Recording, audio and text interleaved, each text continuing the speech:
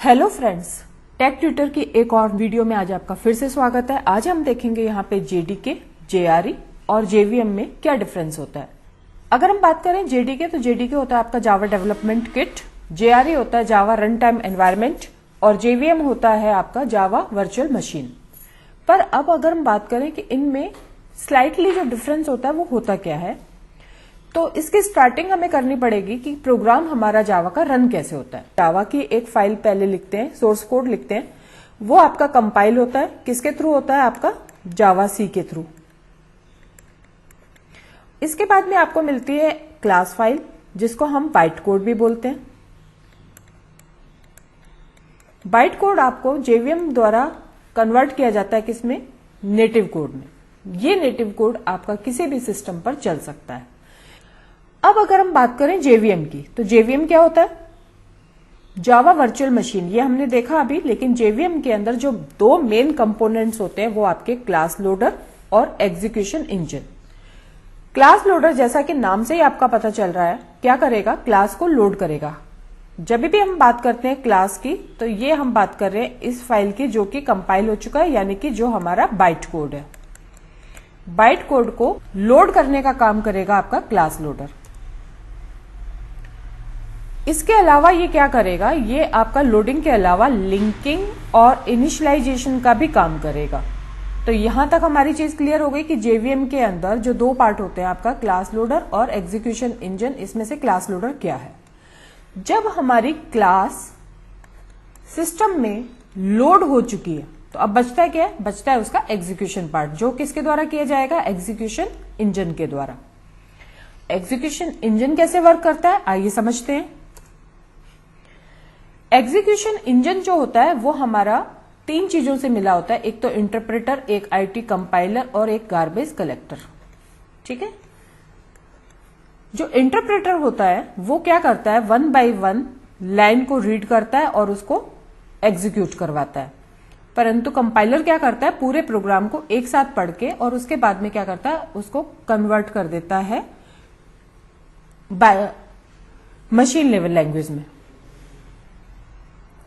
तो यहां पे अगर हम बात करें, क्योंकि हमारे पास में ये चीज पॉसिबल नहीं होती कि हम सारा का सारा कोड इंटरप्रेटर के द्वारा इंटरप्रेट करवाएं, क्योंकि ये लाइन बाय लाइन करने के कारण क्या हो जाता है, आपका स्लो रहता है। इसको फास्ट करने के लिए, इसको बूस्ट अप करने के लिए जो हमारा तरीका काम में लिया जाता है वो ये लिया जाता है, केवल जो एसेंशियल पार्ट है उसको तो हम क्या करवा लेते हैं, कंपाइल करवा लेते हैं, और रिमेनिंग जो कोड होता है उसको हम क्या करवा लेते हैं, इंटरप्रेट करवा लेते हैं। साथ में एग्जीक्यूशन में हमारे काम आता है गार्बेज कलेक्टर।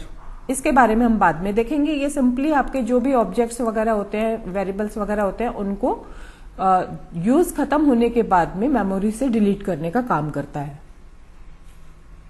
तो यहां तक हमने देखा कि जेवीएम क्या होता है। जेवीएम के अंदर हमारे पास में क्लास लोडर होता है, एग्जीक्यूशन इंजन होता है, और इस एग्जीक्यूशन इंजन में अगेन तीन पार्ट होते हैं। यहां तक हमने इस चीज को देखा।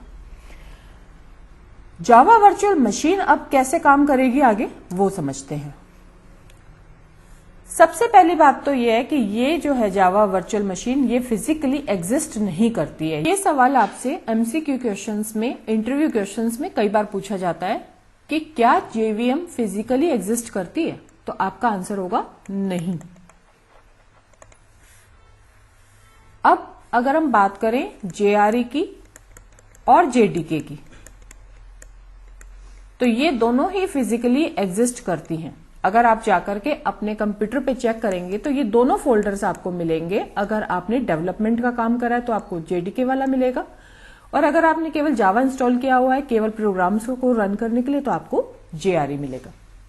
इसके अलावा यहां पर क्या होता है कि आपके पास में अगर कोई अदर प्रोग्रामिंग लैंग्वेज के अंदर भी कोड लिखे हुए हैं, लेकिन उनको आपने कंपाइल किया हुआ है, इसके लिए अलग से टूल्स आते हैं जावा बाइट कोड में, तो वो वाले प्रोग्राम्स भी आपके जेवीएम पे रन किए जा सकते हैं। अब जेआरई जो है वो क्या होता है, ये होता है हमारा जावा रन टाइम एनवायरमेंट। ठीक है, कई बार हम इसको जावा रन टाइम एनवायरमेंट ऐसे भी लिखते हैं, तो इससे कंफ्यूज मत होइएगा।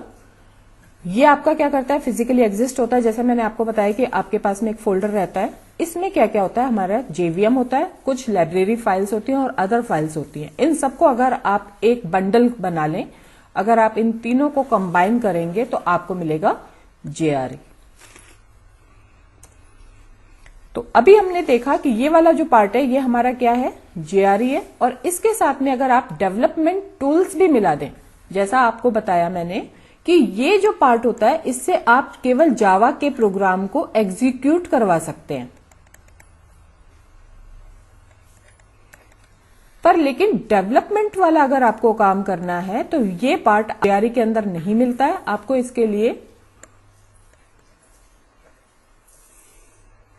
अलग से जेडीके इंस्टॉल करना पड़ेगा। हाँ, पर ऐसा नहीं है कि अगर आपने जेडीके इंस्टॉल करा है तो आपको जेआरई अलग से इंस्टॉल करना पड़ेगा। क्यों? क्योंकि जेडीके के अंदर ही आप देख पा रहे हैं कि जेडीके के अंदर ही आपका ये वाला जेआरई वाला पार्ट आ रहा है। तो जेडीके के अंदर आपका, अगर हम बात करें जेवीएम, ये हो गया आपका जेआरई में, और जेडीके के अंदर आपका ये वाला पार्ट हो गया। तो इस तरह से आपका सारा, और जेवीएम के अंदर हमने क्लास लोडर और एग्जीक्यूशन इंजन वगैरह सारी चीजें आपने देखी ही थी। ठीक है, तो ये हो गया हमारा पूरा पार्ट कि जेडीके कैसे काम करता है। आज की वीडियो में हमने ये सारे कंसेप्ट 1 बाय 1 देखे और समझे, सीखे। Thanks for watching.